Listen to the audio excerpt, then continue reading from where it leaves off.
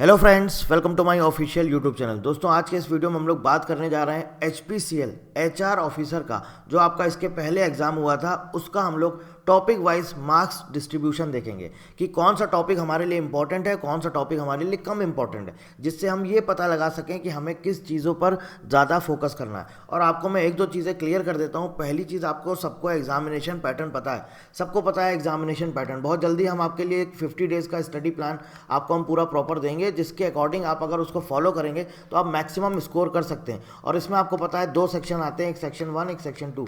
Section 1 आपका general aptitude रहता है, जिसमें आपका क्या रहता है, इंग्लिश रहता है दोस्तों, और आपका रीजनिंग एप्टीट्यूड रहता है जिसे इंटेलेक्चुअल पोटेंशियल टेस्ट बोलते हैं, और साथ ही साथ आपका क्वांटिटेटिव एप्टीट्यूड रहता है।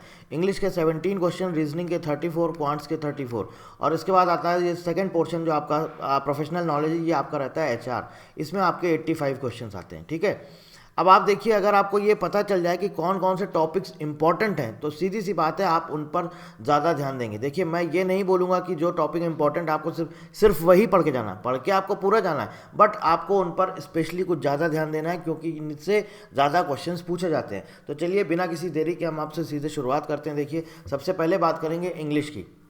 तो इंग्लिश में देखिए दोस्तों, और एक तरह से पूरा आपको सिलेबस भी पता चल जाएगा। इंग्लिश में अगर हम देखेंगे तो यहाँ पर है आपका रीडिंग कॉम्प्रिहेंशन के टोटल 5 क्वेश्चंस पूछे गए हैं। ये आपका जो पेपर था, प्रीवियस पेपर 16 अगस्त 2025 को जो आपका एग्जाम हुआ है HPCL HR ऑफिसर का, उसी का पूरा टॉपिक वाइज मार्क्स डिस्ट्रीब्यूशन है। रीजनिंग आपका रीडिंग कॉम्प्रिहेंशन के 5 क्वेश्चन थे, एरर डिटेक्शन के 3 क्वेश्चन थे, सेंटेंस इंप्रूवमेंट के 2 थे, फिल इन द ब्लैंक्स 2 था, पैराजम्बल 2 थे, सिनोनिम्स एंटोनिम 2 थे, और क्लोज टेस्ट का 1 नंबर था।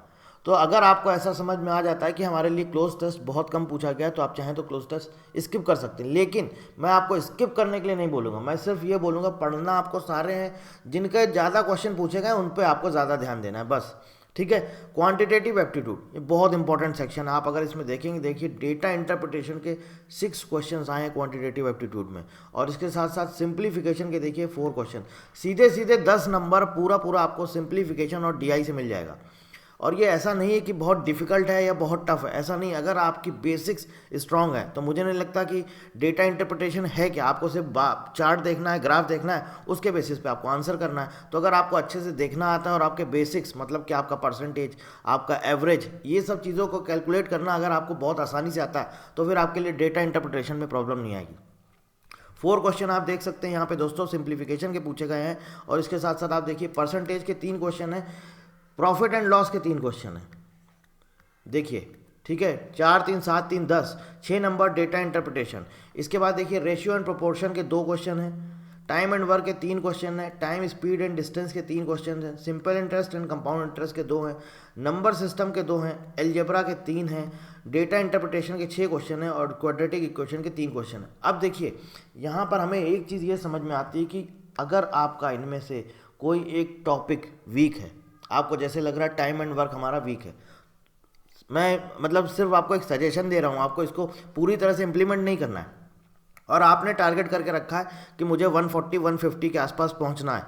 अगर हम वहां तक पहुंचेंगे, टारगेट लेके चलेंगे, तो हम एक सेफ जोन में रहेंगे। एटलीस्ट 140-150 तक हमें पहुंचना है 170 में। तो उसके लिए हमें क्या करना होगा, उसके लिए आपको सबसे पहले इनको डिवाइड करना होगा सेक्शन को, कि किस किस सेक्शन में आपको कितना स्कोर करना है। जैसे आपने डिसाइड कर लिया मुझे इंग्लिश में 15 स्कोर करना है, मुझे क्वांट्स में 30 स्कोर करना है, और मुझे रीजनिंग में 30 स्कोर करना है। तो यहाँ से आपका कितना हो गया, 30, 60 और 15 कितना हो गया, 75, और उधर आपको HR में 75 स्कोर करना है।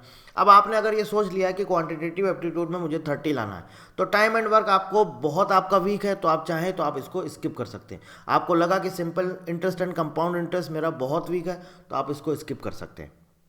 तो 2-3 नंबर आप स्किप कर सकते हैं। अगर आपको, मैं सिर्फ आपको एक सजेशन दे रहा हूँ, पूरी तरह से आपको इंप्लीमेंट नहीं करना।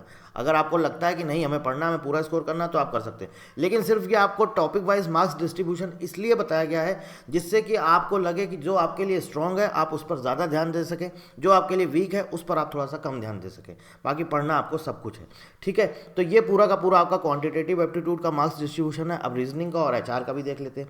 आगे बढ़ने से पहले हम आपको बता देते हैं, अगर आप HPCL HR ऑफिसर से कोर्स के लिए आप एनरोल करना चाहते हैं, तो आप हमारी वेबसाइट पर जा करके एनरोल कर सकते हैं। कोर्स हमारा अवेलेबल हो चुका है। टेस्ट सीरीज़ आपको अलग से लेने की ज़रूरत नहीं है, टेस्ट सीरीज़ हमारे हर कोर्स में इंक्लूड रहती है अलग से।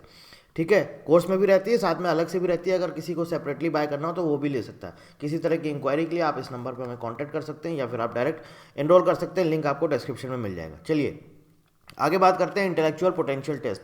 अब ये है आपका रीजनिंग एप्टीट्यूड। देखिए दोस्तों, रीजनिंग एप्टीट्यूड एक ऐसा सब्जेक्ट है जिसमें आप मैक्सिमम स्कोर कर सकते हैं कम टाइम में, मैक्सिमम स्कोर कर सकते हैं कम टाइम में। आपकी स्ट्रेटजी क्या होनी चाहिए कि मुझे एक तो 150 तक पहुंचना है, और दूसरी स्ट्रेटजी क्या होनी चाहिए कि मुझे इस सेक्शन से, जनरल एप्टीट्यूड वाले सेक्शन से एटलीस्ट 10-15 मिनट्स बचाने हैं। और वो कहाँ लगाने हैं? वो प्रोफेशनल नॉलेज में। और अगर आपका ये सब्जेक्ट बहुत स्ट्रांग है, प्रोफेशनल नॉलेज मतलब एचआर बहुत स्ट्रांग है कि आपको लगता है नहीं मुझे पढ़ना ही नहीं है, इतना स्ट्रांग है, तो फिर आप यहाँ से टाइम बचा के आप फर्स्ट वाले सेक्शन में लगा सकते हैं। जैसे क्वांटिटेटिव एप्टीट्यूड में बहुत से लोगों को डर भी लगता है और बहुत से लोगों को लगता है मेरा क्या बोलते हैं, कैलकुलेशन का जो टाइम लगता है वो बहुत ज़्यादा लगता है, मतलब उसमें सॉल्व करने में मुझे टाइम ज़्यादा लगता है। तो यहाँ से आप टाइम यूटिलाइज़ करिए, बचाइए और उसको यूटिलाइज़ करिए फर्स्ट सेक्शन में। ठीक है, एक स्ट्रेटजी ये होनी चाहिए और दूसरी स्ट्रेटजी ये होनी चाहिए कि एटलीस्ट 140 प्लस तक तो हमें पहुँचना ही पहुँचना है। Intellectual potential test reasoning aptitude की बात करें तो कोडिंग डिकोडिंग के दोस्तों यहाँ पे 4 क्वेश्चन है, ब्लड रिलेशन के 3 है, डायरेक्शन सेंस के 3 है, सिलोज्म के 3 है, सिटिंग अरेंजमेंट के 5 है और पजल के 5 है। सीरीज, नंबर सीरीज और अल्फ़ाबेटिकल सीरीज के 4 क्वेश्चन है, एनालॉजी के 3 क्वेश्चन है, स्टेटमेंट एंड कंक्लूजन के 2 क्वेश्चन है और डेटा सफिशिएंसी के 2 क्वेश्चन है। तो ये पूरा का पूरा आपका रीजनिंग एप्टीट्यूड है। अब देखिए reasoning aptitude intellectual potential test, अब क्योंकि आपका जो है इसमें आपका जो एजुकेशनल क्वालिफिकेशन MBA मांगा जाता है, तो देखिए आपने जब भी एंट्रेंस एग्जाम दिया होगा कैट वगैरह, तो 2-3 चीज़ें हैं, जैसे कि रीजनिंग में 2 टॉपिक है स्पेसिफिक, एक तो आपका सीटिंग अरेंजमेंट, दूसरा आपका पजल। सेम ऐसे ही क्वांटिटेटिव एप्टीट्यूड में भी, या फिर आप उसको अलग से एक टॉपिक ले लीजिए डेटा इंटरप्रिटेशन। ये 2-3 ऐसे टॉपिक हैं आप इग्नोर कर ही नहीं सकते हो।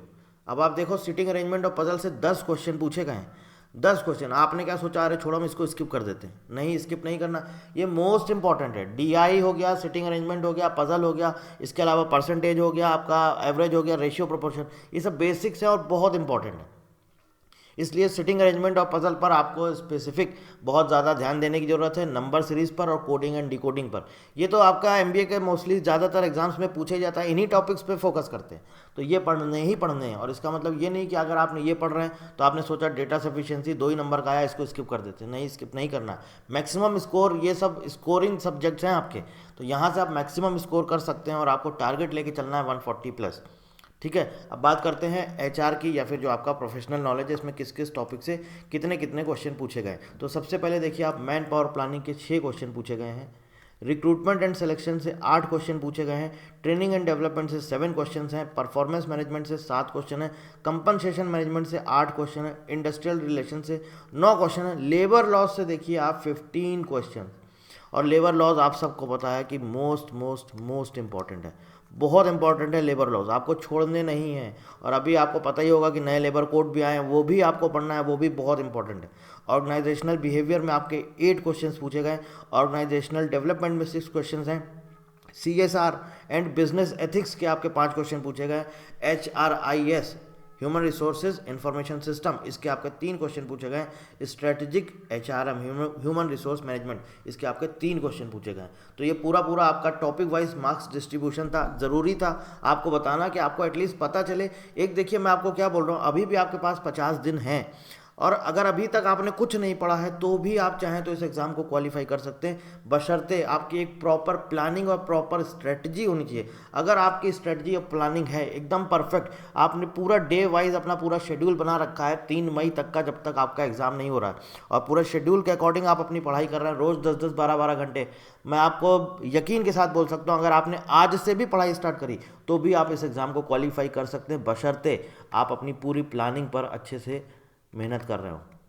अब प्लानिंग क्या होती है, प्लानिंग कैसे होती है? सिंपल सी बात है, हमें ये पता है कि हमारा नेक्स्ट 50 डेज़ में एग्जाम है, तो 50 डेज़ के अंदर अंदर हमें टारगेट करना है, 50 डेज़ 60 डेज़ जो भी है हमें टारगेट करना है। हमने उसको डिवाइड कर लिया 12-12 दिन में, 15-15 दिन में, जैसे भी आपको ठीक लगे, और इतने दिन में मुझे 1 सब्जेक्ट करना है या 2 सब्जेक्ट करने हैं, उसके बाद रिवाइज करना है, उसके बाद टेस्ट सीरीज लगानी है। तो इनके सबके लिए आपको, जब तक आप अपना टाइम टेबल खुद से नहीं बनाएंगे और खुद से मेहनत नहीं करेंगे, तब तक आपका कुछ नहीं होने वाला है। मेहनत आपको करनी है, प्लानिंग आपको करनी है, सब कुछ आपको करना है, रिसोर्सेज मैं आपको प्रोवाइड कराऊंगा, बाकी मेहनत आपको करनी है। ठीक है, बाकी कुछ भी पूछना चाहते हैं तो वीडियो के नीचे आप कमेंट करके पूछ सकते हैं। So thank you very much and thank you for watching.